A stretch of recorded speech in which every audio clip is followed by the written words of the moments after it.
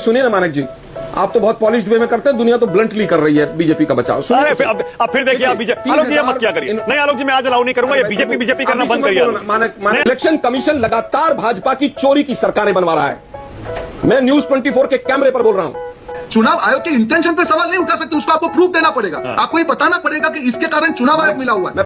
अजय आलोक जो कि कांग्रेस के प्रवक्ता है, रोहन गुप्ता जो कि बीजेपी के प्रवक्ता है, दोनों में जबरदस्त बहस हुई है।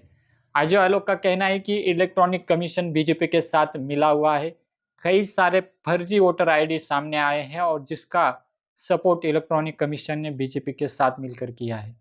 ये सब फ्रॉड चल रहा है, इसी के कारण बीजेपी हर बार जीतती है और कांग्रेस हारती है।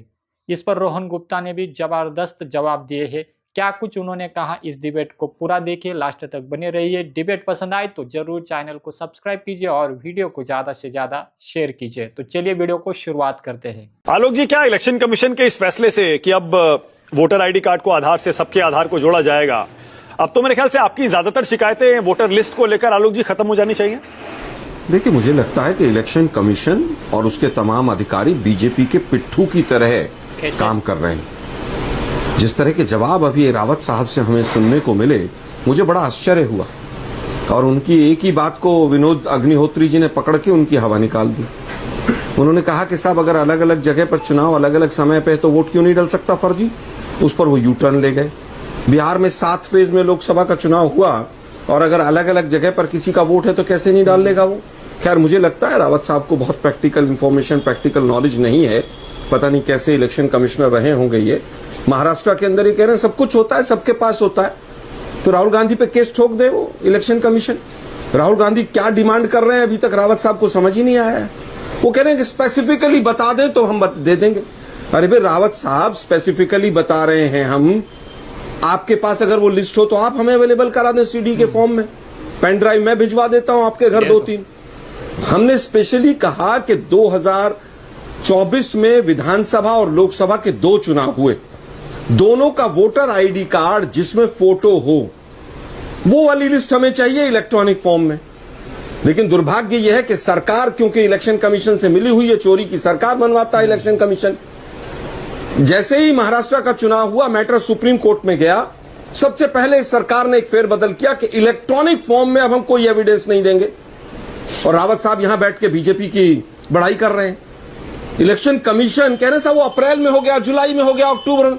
ये अप्रैल, जुलाई, अक्टूबर पिछले साल नहीं आए थे क्या रावत साहब? पॉपुलेशन से ज्यादा वोटर हो गया, एडल्ट पॉपुलेशन से ज्यादा महाराष्ट्र में। आपने चोरी की सरकार बनवाई है महाराष्ट्र में और हरियाणा में, इसीलिए आप भाग रहे हैं कोई भी इंफॉर्मेशन देने से। 5 बजे के बाद 76 लाख वोट बढ़ गए। भाई कैसे बढ़ गए? क्या 11 बजे और 12 बजे तक वोटिंग हो रही थी? और अगर हम केवल उसमें भी देखें कि जो वोटर बढ़ा है वो लगभग 30,000 वोट प्रति कंस्टिट्यूएंसी, पर कंस्टिट्यूएंसी बढ़ गया। तो मतलब 30,000 लोग जो हैं वो 3 महीने में 18 साल के हो गए 17 से। मतलब कैसी कैसी, मतलब आप तर्क दे रहे हैं, मैं तो बड़ा आश्चर्य में हूं। आप कह रहे हैं कि साहब ये पहले आम नहीं था, अब आम हो गया है। अब आम इसलिए हो गया है कि इलेक्शन कमीशन बीजेपी के पिट्ठू की तरह काम कर रहा है, इसलिए ये आम हो गया है। इलेक्शन कमीशन के अधिकारियों को शर्म आनी चाहिए कि जो पार्टी आरटीआई जैसा कानून लेकर आई, उसको आप एक वोटर लिस्ट सीडी की फॉर्म में, इलेक्ट्रॉनिक फॉर्म में पिछले 2 महीने से अवेलेबल नहीं करा पा रहे हैं। आप बात करते हैं वोटर आई कार्ड को हम इससे जोड़ देंगे, उससे जोड़ देंगे। अभी एडीआर की एक कंप्लेंट लगी थी, एक पिटीशन लगी थी सुप्रीम कोर्ट में, मानक जी याद होगा। उसमें क्या कहा था उन्होंने कि काउंटिंग से पहले फॉर्म 17 आप अपलोड कर दीजिए, यानी 48 घंटे में आप फॉर्म को अपलोड कर दीजिए, फॉर्म 17C, जिसमें पूरा यह होता है कि कितनी वोट किस पोलिंग बूथ पर डली। इलेक्शन कमीशन ने हाथ खड़े कर लिए कि हम नहीं डलवा सकते ही।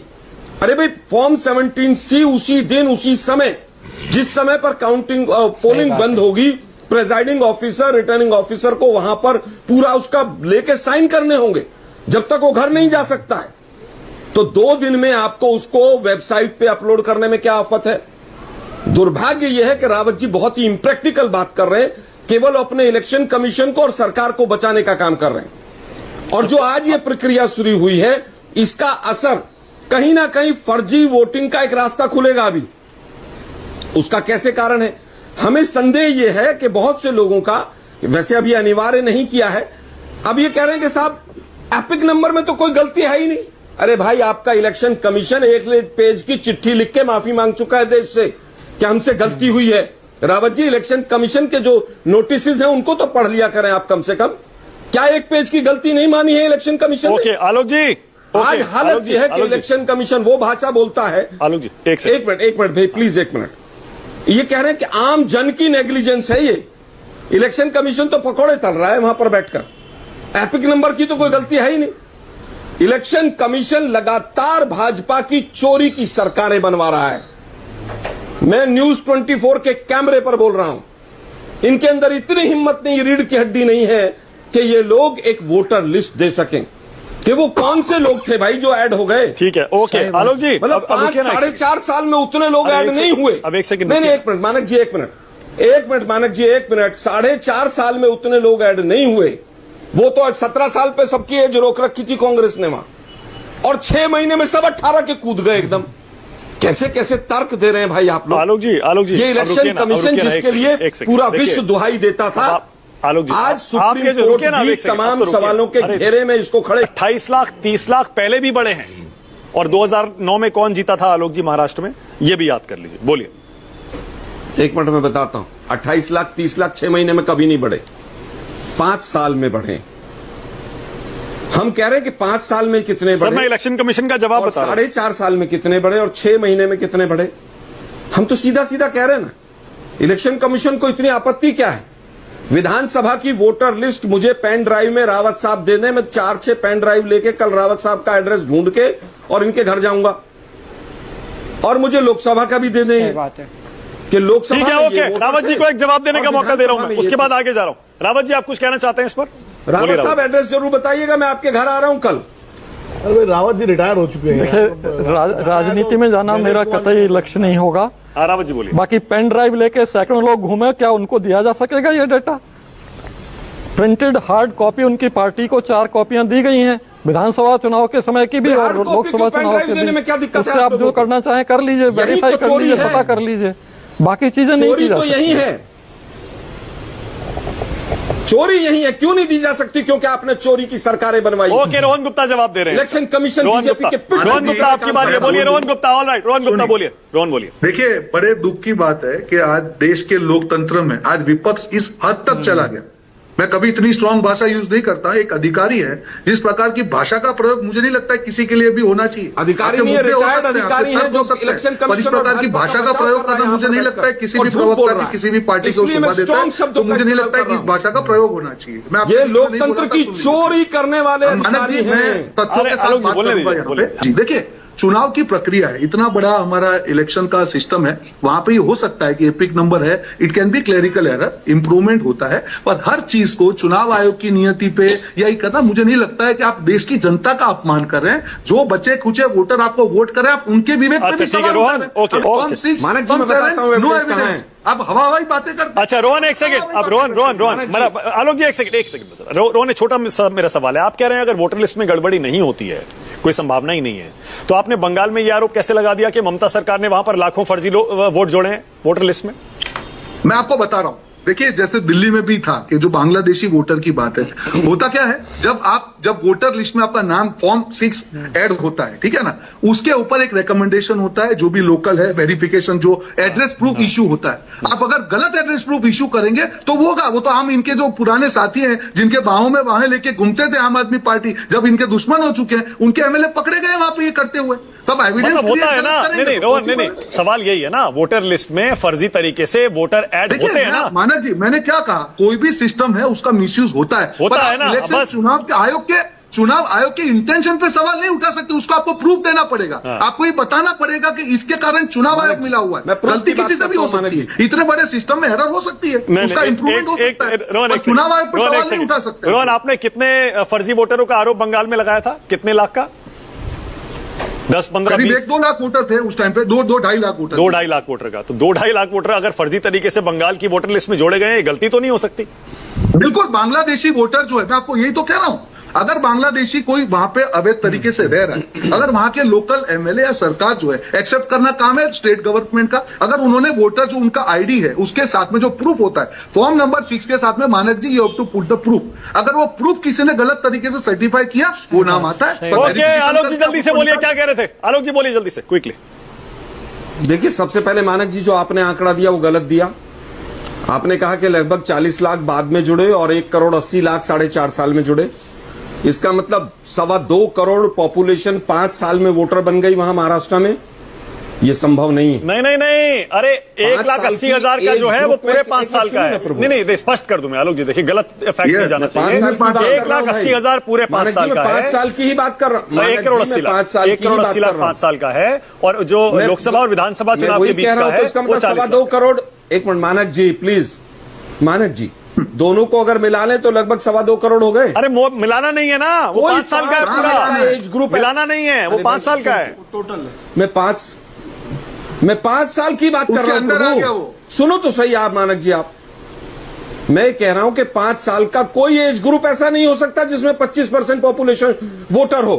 कैसे हो सकता है आप बताइए, खुद सोचिए। 9 करोड़ के करीब पॉपुलेशन है, वोटर है महाराष्ट्र का। 25% पॉपुलेशन केवल एक 5 साल के एज ग्रुप में हो नहीं सकती। इसलिए पहली बात कि आपका आंकड़ा, अरे भाई सुनिए ना प्रभु, सुनिए ना मेरी बात, रोहन भाई मेरी बात सुनिए। ये मानक जी ने भी गलत आंकड़ा पेश किया। दूसरी बात आता है, उन्होंने कहा कि 3,000 वोटर थे एक हॉस्टल पे। अरे सुनिए ना मानक जी, आप तो बहुत पॉलिश्ड वे में करते हैं, दुनिया तो ब्लंटली कर रही है बीजेपी का बचाव। अरे अब फिर देखिए आप बीजेपी, आलोक जी ये मत क्या करिए। नहीं आलोक जी, मैं आज अलाउ नहीं करूंगा, ये बीजेपी करना बंद करिए मानक। नहीं आलोक जी, बिल्कुल नहीं, मैं अलाउ नहीं करूंगा। प्लीज सुनो ना। नहीं, पिछली बार भी आपने किया था, मैंने बिल्कुल कुछ नहीं कहा आपको, पर ये बंद कर दीजिए आलोक जी। आप आज आप मानक जी, कोई आपको पॉइंट्स नहीं मिलते हैं, अपने शब्द वापस ले, वापस चलिए। मैं, अरे सुनो ना भाई प्लीज सुनो ना। 3,000 इन्होंने कहा कि वोटर जो है एक हॉस्टल में थे, वहां पर हमने चेक कराया है। हम तो कह रहे हैं 3,000 की लिस्ट जारी कर दो आप, कि भाई ये विधानसभा में यहाँ 3,000 थे और ये लोकसभा में यहाँ पर बढ़ गए। बाकी छोड़ दो, आप पहले 3,000 की लिस्ट जारी कर दो। किसी का नाम वापस आता हूँ, एक चीज और खास बात मानक जी, आपका वोटर मानक जी एक मिनट, आप अरे भाई वोटर लिस्ट में तो नाम है। अरे मेरे रोहन भाई, तो कुछ रोक नहीं सकते। रोहन भाई हम तो दोनों यार हाथ में हाथ डाल के घूमते थे। रोहन भाई सुनो ना जरा। अच्छा बोलिए। मैं कह रहा हूँ 5 बजे एक आंकड़ा आता है, 5 बजे एक आंकड़ा आता है इलेक्शन कमीशन का, फर्जी इलेक्शन कमीशन का। 11:30 बजे एक आंकड़ा आता है। फर्जी आंकड़ा मत बोलिए। 11:30 बजे मतलब आंकड़ा चेंज होकर आ जाता है। मैं जवाब सुनिए ना भाई, अरे सुनिए ना प्रभु यार, जवाब दे देना, आप अपनी बारी पे जवाब दे देना। बोलिए। 11:30 बजे के बाद जब 3 दिन बाद काउंटिंग होती है तो 1.25% वोट और बढ़ जाता है। ये फर्जी इलेक्शन कमीशन है। ओके रोहन गुप्ता जवाब दीजिए, उसके बाद स्टूडियो में आ रहा हूं, उसके बाद एक्सपर्ट रहेंगे। रोहन गुप्ता जवाब दीजिए, मुझे बताइए 3 दिन के बाद रोहन बोलिए। मानक जी पहले रोहन जी से उत्तर लीजिए। फॉर्म 17C में भाई अगर फॉर्म 17C 7 बजे तक भरा गया तो 11:30 बजे आंकड़े कैसे बदले? एक सेकंड आलोक जी, रोहन को बोलिए। और फिर उसके बाद अगर डिफरेंस, अरे भाई 1.25% वोट थोड़ी बढ़ जाएगा। एक मिनट अरे भाई ओनली रोहन गुप्ता। रोहन आपकी आवाज समझ में नहीं आ रही, एक सेकंड रोहन अब बोलिए आप। रोहन बोलिए। मैं वापस बोल रहा हूं, अभी इन्होंने वापस हवा हवाई बात की। हर पार्टी का एजेंट 17C फॉर्म शाम को पूरे चुनाव खत्म होने के बाद में साइन करके लेके जाता है। मैं चैलेंज के साथ बोलता हूं कांग्रेस पार्टी को, एक बूथ दिखा दे जहां पे वो आंकड़ा अगर 570 है और 2 दिन के बाद 1.5% बढ़ के 582 हो गया, 575 हो गया, एक बूथ दिखा दे। और रोहन गुप्ता ने भी इसका जवाब दिया कि ऐसा कुछ भी नहीं है। ऐसा होता तो 2 राज्यों में आप जीत कर कैसे आए। बहुत सारे मुद्दों पे दोनों का बातचीत हुई, पर असल में यही लगता है कि कोई फर्जीवाड़ा हुआ ही नहीं है। फर्जीवाड़ा होता तो कांग्रेस 2 राज्यों में आती ही नहीं। और जैसे कि बीजेपी ने जो काम किए हैं उसी के कारण उनको जनता ने स्वीकार किया है। अब इस पे कांग्रेस के नेता कई सारे मुद्दों पे बातें करती है, गंभीर आरोप लगाती है, तो उनका काम है। पर जनता है, जनता को सब पता है कौन सही है कौन गलत है। इस पर आपका क्या कहना है ज़रूर कमेंट कीजिए। चैनल को अभी तक सब्सक्राइब नहीं किया तो चैनल को सब्सक्राइब कीजिए और इस वीडियो को ज़्यादा से ज़्यादा शेयर कीजिए। धन्यवाद।